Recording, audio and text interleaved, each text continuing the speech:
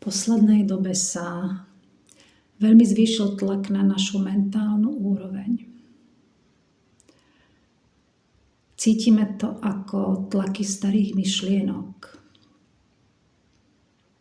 Ako tlak toho, čo už sme si mysleli, že máme za sebou, ale stále sa to nejako pripomína.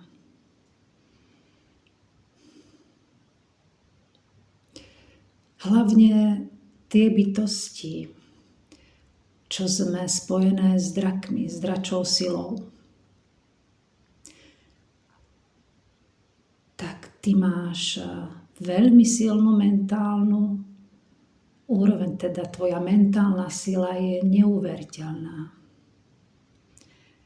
Keď celý svet okolo teba padá, ty stojíš pevne.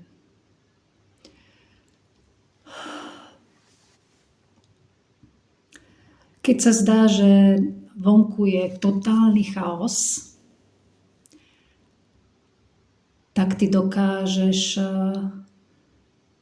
zostávať pevná či pevný v tom svojom vnútornom svete. Ale tí, čo to tu veľmi sa snažia ešte udržať, a musím povedať, že tým, ako padajú masky, tak už konečne musia padnúť masky aj o romantických predstavách o Atlantíde, ktorá nebola nejakou krajinou, bolo to názov epochy, ktorá dopadla katastrofálne. Preto sme tam, kde sme. Inak, keby bola taká fantastická tá doba, prečo by sme sa mali dostať tam, kde sme teraz? Ale to možno niekedy na budúce.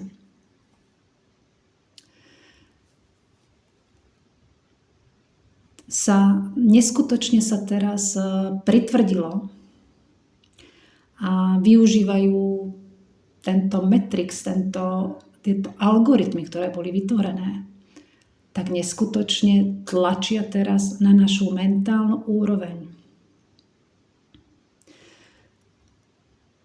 Neviem, či ste niekto videli film Incepcia, to je vsadenie myšlienky do podvedomia tak, že to človek potom príjme za svoje. A mnohým nám to stalo. A robilo sa to počas Atlantídy, samozrejme, pretože tam tie technológie mali nekonečné možnosti. Nekonečné. Vedeli sme sa vyliečiť, akýkoľvek neduch, choroba, čokoľvek. Všetko sme vedeli vyliečiť len takto. Aký to malo následok? Že sme sa úplne odpojili od svojej božskej iskry. Od toho napojenia na to zdrojové srdce, ako ja nazývam Boha. Pretože sme prestali mať kontakt so svojím posvätným telom. Však na čo by sme to robili, keď to všetko za nás urobili tie stroje? Niečo sa ti nepáči? No, tak ti to vymeníme. Prežil si nejakú traumu alebo niečo nemáš spracované a niekde sa ti to zachytilo, no tak to nejako frekvenčne vyliečíme, hej. To je všetko v poriadku, len tam bola totálna nerovnováha. Neochota pozrieť sa pravde do očí. Neochota vidieť tú pravdu a nechať sa unášať v nejakých ľahulinkých obláčikoch nejakého zasvetenia, duchovného postupu v hierarchii, čo vidíme aj dodnes. Sa niekde chceme len... Ja stále rozmýšľam nad tým, že čo tí slniečkári myslia tou jednotou, ako to oni nazývajú, ako to je nejaká kolektívna masa, kde všetci budeme rovnako frekvenčne vibrovať, všetci budeme mať rovnaké myšlienky, všetci budeme o každom všetko vedieť, všetci budeme mať rovnaké nápady. To čo je? To je nejaký... ja neviem, ezoterický socializmus alebo čo? Však každý sme tu sám za seba, každý sme individuálna duša. Každá duša je jedinečná. Každá duša má jedinečný ten spark, tú iskru, tú božskú iskru, ktorá bola pri zrode tej duše. A my sa ideme tváriť, že sme nejakým kolektívnym vedomím.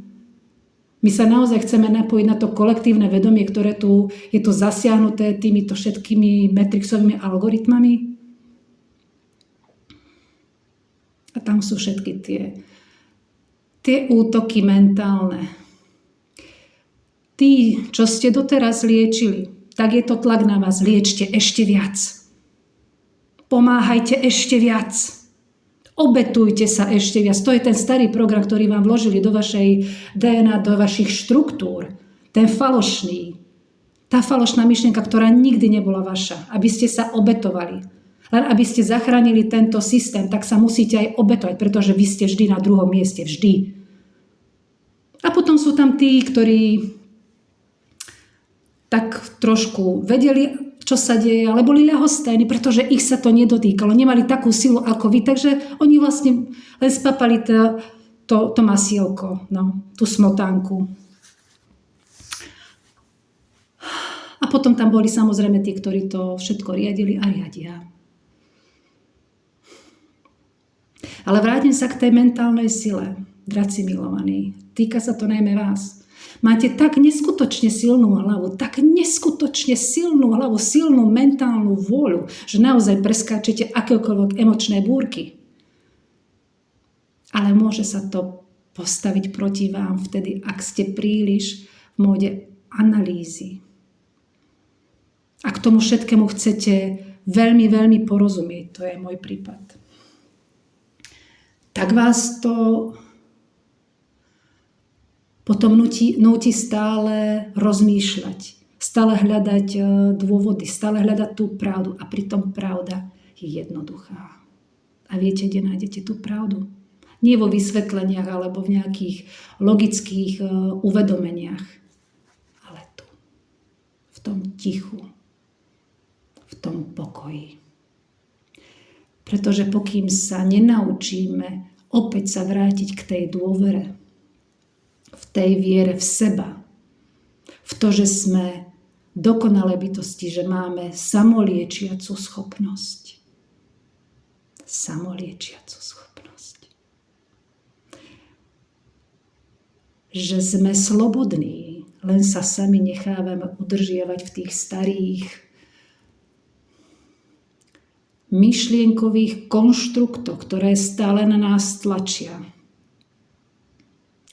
To nejde o to, že by sme sa s nimi stotožňovali, ale máme pocit, že sme to ešte neprečistili. Však stále cítim tie staré programy, to, že nie som dosť, alebo že som príliš, alebo že by som mal pomáhať a vie, že by som už nemal.